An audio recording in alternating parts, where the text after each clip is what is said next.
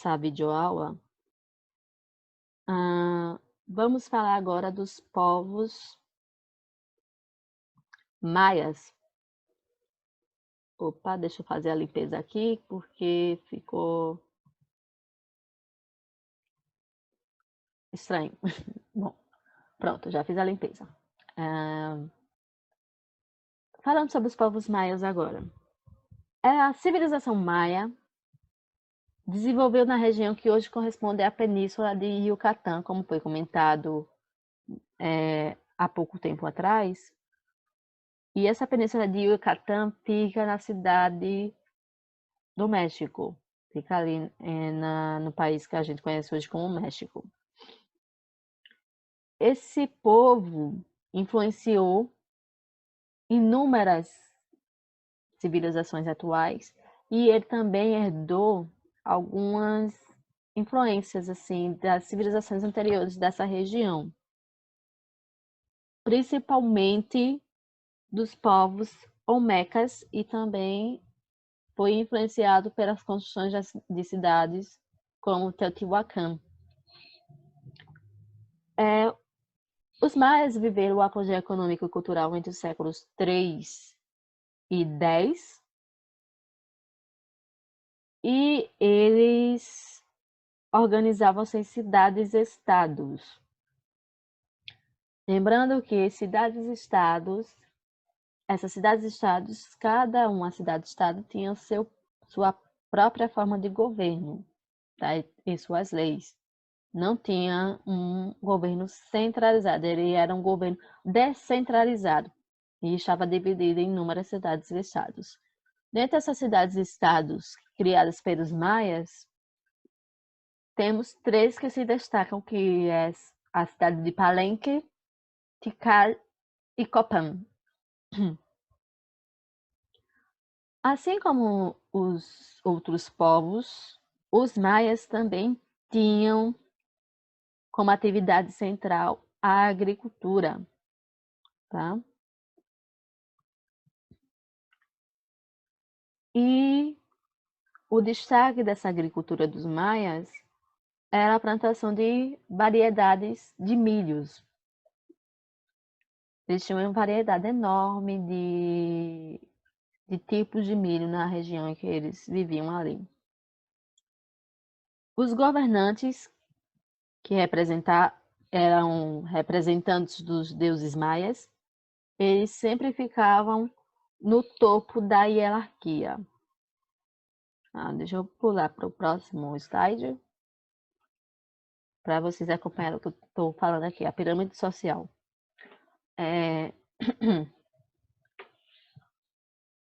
Os governantes tinham o título de imperador, representava os deuses maias, ficava no topo da hierarquia social. Depois vinham os sacerdotes, que eram responsáveis pelas cerimônias para garantir as boas colheitas. Após isso, vinham os chefes militares, que muitas das vezes os chefes militares também faziam parte da nobreza. Sacerdotes e chefes militares eram considerados a nobreza da época, viu, gente? Eram os mais ricos depois do imperador. E os nobres eram o grupo dominante no período que a civilização maia sobreviveu.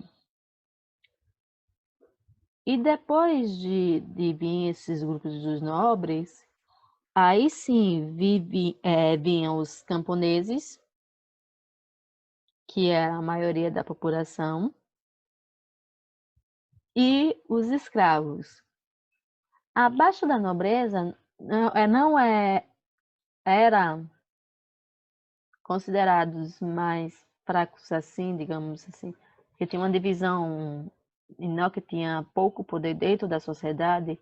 Vinham os comerciantes e artesãos que trabalhavam para eles, os camponeses ficavam na base juntamente com os escravos.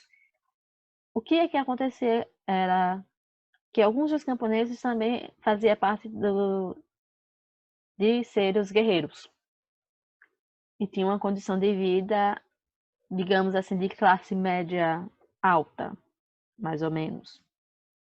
Tá, gente? Os camponeses normalmente viviam nos arredores da cidade e realizavam diversos trabalhos e pagavam impostos. Os comerciantes artesãos são o que a gente considera como um grupo intermediário da pirâmide social maia. Além de ter comerciantes artesãos com o grupo intermediário, também tinha dessa categoria arquitetos, escultores e, como eu falei para vocês, os artesãos. Os escravos eram prisioneiros de guerra. E após o ano de 800, os núcleos populacionais mais tradicionais foram abandonados. E acabou que, com esse abandono, foi criado algumas cidades que acabou florescendo, que antes eram cidades consideradas como secundárias, como El Tahrir, Xochicano e Cholula. Na página 58 tem outro mapa mostrando essa situação, essa região onde os povos maias sobreviveram, que é esse mapazinho aqui do slide anterior. Bom, essa é a localização geográfica dos Maia, da civilização maia, entre os séculos 3 a 10, tá? Hoje em dia, a região que os povos maias viviam fica países como México, Guatemala, Honduras, El Salvador e Belize.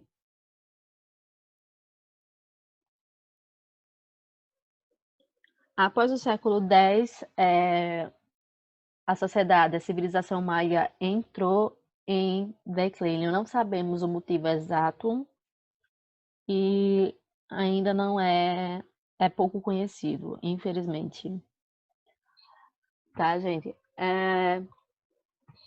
Outra coisa que eu posso dizer sobre os maias para vocês, que além de terem esse crescimento populacional muito grande, de ter habitado essa região aí muito grande para os padrões da época e ter tido essa influência de outras civilizações e também influenciar muitas civilizações atuais, os maias se dedicavam, além da agricultura, eles se dedicavam à astronomia e à matemática. E eles faziam cálculos precisos, tá? Por exemplo, foi por conta deles que hoje em dia nós possuímos a noção de zero. O conhecimento técnico que eles tiveram com a matemática acabou permitindo a construção de sistemas de irrigação muito sofisticados. Além de ter sistemas de irrigação muito sofisticados, eles também eram exímios arquitetos e tinham um senso artístico muito grande. Em suas construções, a gente vê palácios, por exemplo, imponentes, templos de adoração aos deuses, decorados com inúmeras pinturas e vários detalhes, tinham murais, e também eles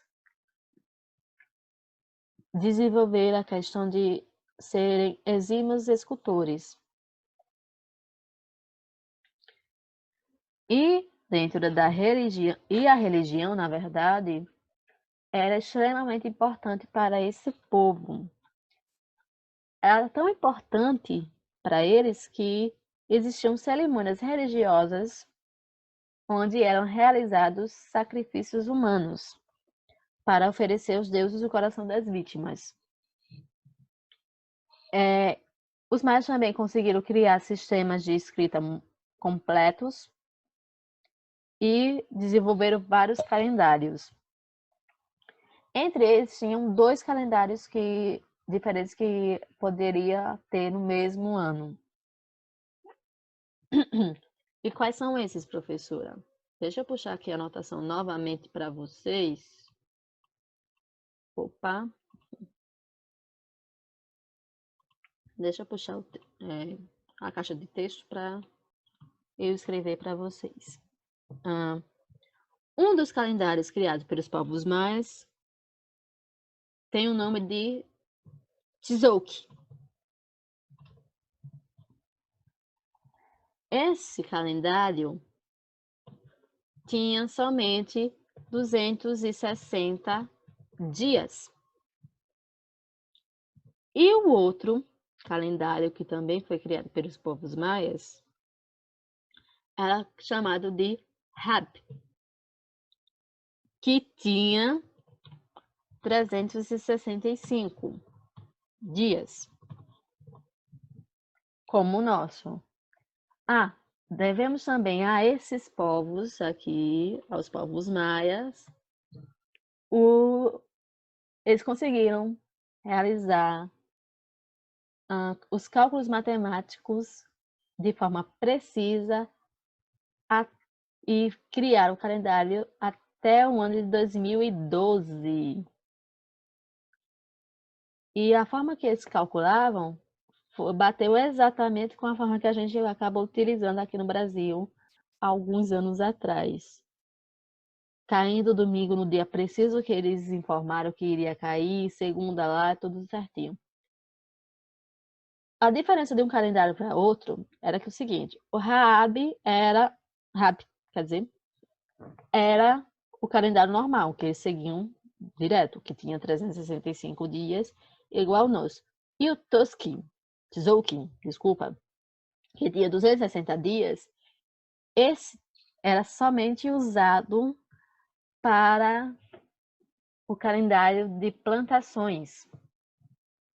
Se utilizava esses 260 dias para a agricultura. O que é que ocorria na civilização maia?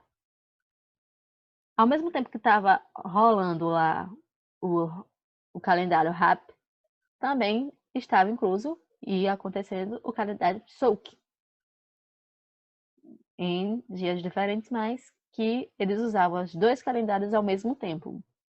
Um para poder ter a noção do ano e o outro para ter a noção de quando se deve plantar, quando se deve colher. Tá, gente? E já se encaminhando para o final da aula, a última civilização que eu vou comentar na aula de hoje,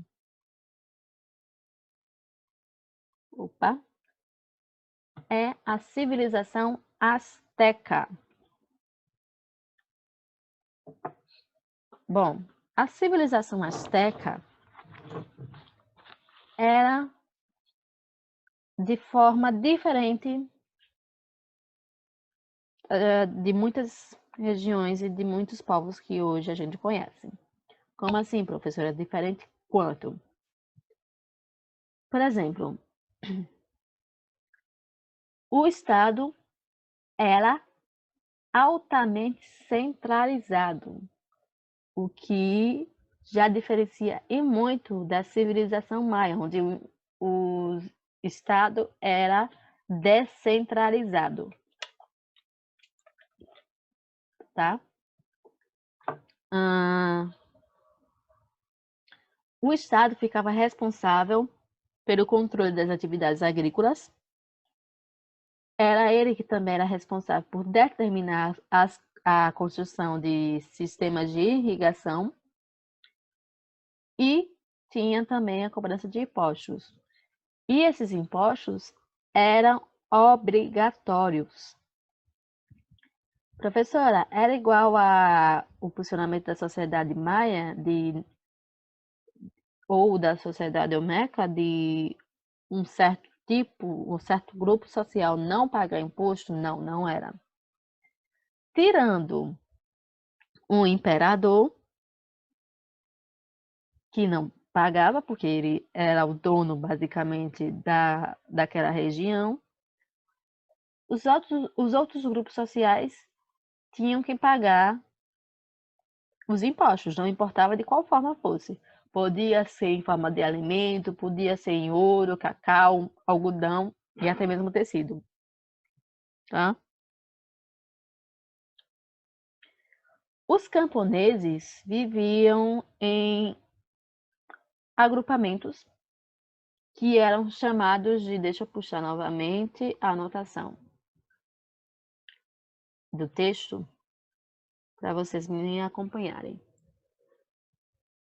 Os agrupamentos dos camponeses é conhecido como capule.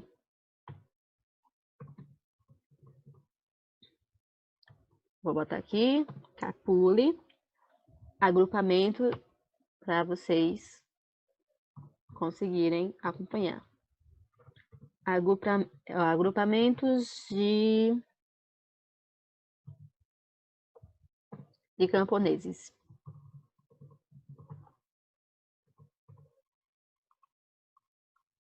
Opa, desfazer.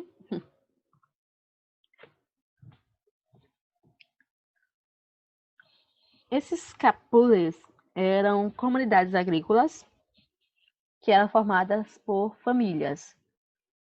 E essa família era responsável por cuidar de forma coletiva das terras. Eles produziam nessas terras, por exemplo, o milho, feijão, cacau, a abóbora, pimenta também. E, além de ficarem responsáveis por cuidar da terra, eles construíram também arquedutos. O que é arqueduto? É um sistema de irrigação que transporta, melhor dizendo, água potável que liga uma ilha à terra firme com canais e pontes. Um exemplo de um arqueduto que a gente pode te informar para vocês. Quando vocês forem na internet, dê uma pesquisada sobre os Arcos da Lapa, no Rio de Janeiro, aqui no Brasil. Ali está um exemplo vivo de um arqueduto, tá? E os arquedutos que esses povos astecas construíam, os capules construíam, eram bem similares aos Arcos da Lapa que a gente tem aqui no Brasil. Tá, gente?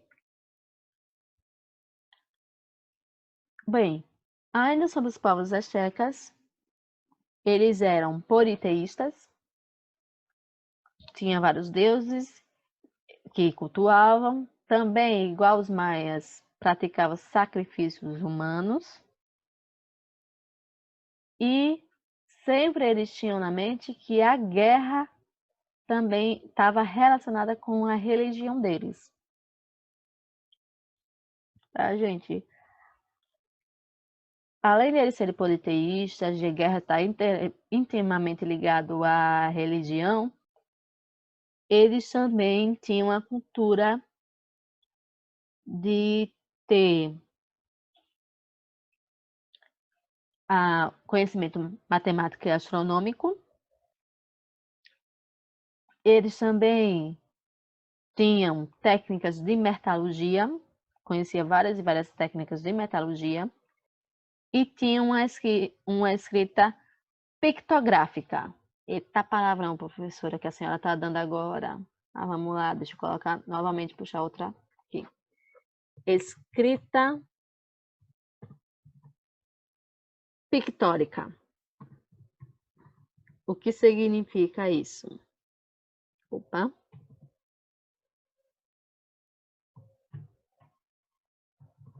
O que significa isso, professora?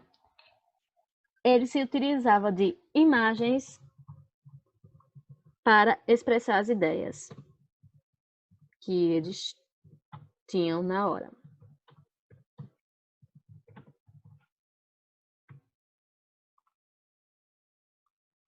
Opa. Ops. Gente, deixa eu clicar aqui fora para ver. Pronto. E com isso, eles conseguiram, por exemplo, realizar obras muito importantes, como templos e palácios, que até hoje estão lá existentes no Vale do México. E muitas das partes desses palácios, desses templos construídos pelos astecas, uma parte pode ter desabado, mas a grande maioria dele ainda permanece em pé. Ok? Deixa eu clarear aqui e vamos passar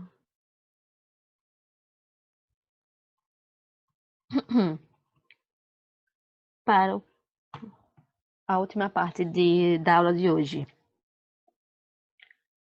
Bom, como é que funcionava como é que era a organização social da sociedade asteca? No topo dela tinham a nobreza. A nobreza, quem é que fazia parte dessa nobreza dos asteca? Chefes militares, altos funcionários públicos e religiosos. Depois da nobreza vinha os pochecas, que eram os negociantes de mercadorias e os únicos com permissão para viajar em expedições comerciais. Depois dos pochecas, que são os negociantes, tínhamos os artesãos, os camponeses e os escravos. Os escravos, lembrando que, assim como os naias, eram prisioneiros de guerras ou, também poderia ocorrer, de ser um dos devedores. E é a classe mais baixa da sociedade. A sociedade era dividida de forma hierárquica, como vocês estão vendo aí nessa pirâmide social. A administração dos povos astecas era centralizada em torno da figura de um governante, e era um governante eleito entre os membros da aristocracia, tá, gente?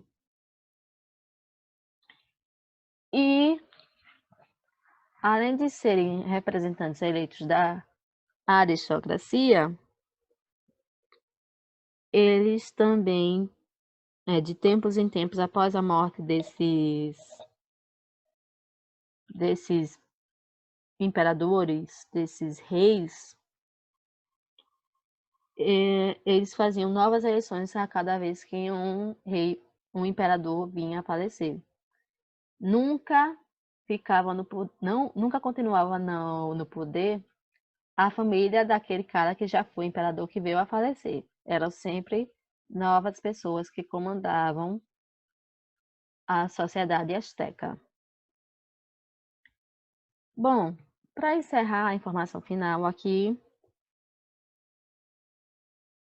os astecas, apesar de serem um povo guerreiro, e que eram povos guerreiros destemidos e muito numerosos, acabou que teve um contato com os povos espanhóis em um determinado período. E esse contato trouxe para o povo asteca algumas doenças europeias, bem como também teve o contato com novas tecnologias, como, por exemplo, as armas de fogo e espadas, e além de ter em alguns casos, chegar a ter aliança entre europeus e os povos nativos. Só que chegou um determinado ponto que, para ser mais preciso, no ano de 1519, eles foram destruídos pelos conquistadores espanhóis. E um dos outros legados que eles deixaram, além do legado do conhecimento matemático e do astronômico, das técnicas de agricultura, um outro legado deixado por esses povos foi a criação de uma bebida muito apreciada nos dias de hoje, e que era muito consumida pelos chefes nativos astecas, que, segundo a lenda, essa bebida foi oferecida aos humanos pela serpente emplumada, que era chamada de Quetzalcoatl. Professora, qual é o nome dessa bebida? Agora me interessei. O nome dessa bebida nada mais é e nada mais menos que o chocolate. O chocolate. O alimento do espírito. Ou melhor dizendo, traduzindo para nossa linguagem aqui, o chocolate, minha gente. O chocolate também veio desses povos aí, dos povos astecas, tá? Bom, a aula de hoje fica por aqui. Espero que vocês tenham conseguido compreender melhor essa parte aí do conteúdo. Deixa eu retomar aqui para mim. Pronto. Lembrando que o conteúdo está todo aqui no livro de vocês, tá? Das páginas. Deixa eu voltar aqui até, vou dar uma conferida de novo para poder relembrar para vocês. Das páginas 52 até a página 61 do livro de vocês, tá? O conteúdo todo dessa aula tá lá. Vocês leiam o conteúdo. Eu vou deixar uma atividade na sexta-feira sobre o que foi passado nessa videoaula, para vocês fazerem, fixarem melhor esse conteúdo, e é isso. Fiquem em casa, se cuidem, estudem e até a próxima aula.